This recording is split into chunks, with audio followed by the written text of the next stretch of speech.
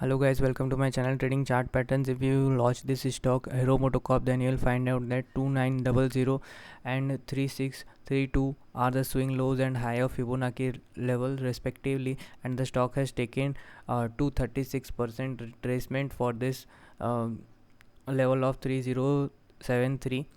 And if tomorrow the stock goes above 3126, then we will take a buy position in this stock for the target of 3180.35. okay, and if the stock tomorrow goes below 3071, then only we will short this stock for the target of 2900, or if the stock takes retracement from 3030, then we will book our positions. Okay, so if you will short below 3073, then 3030 can easily be achieved. Okay, 1% target is assured for this stock.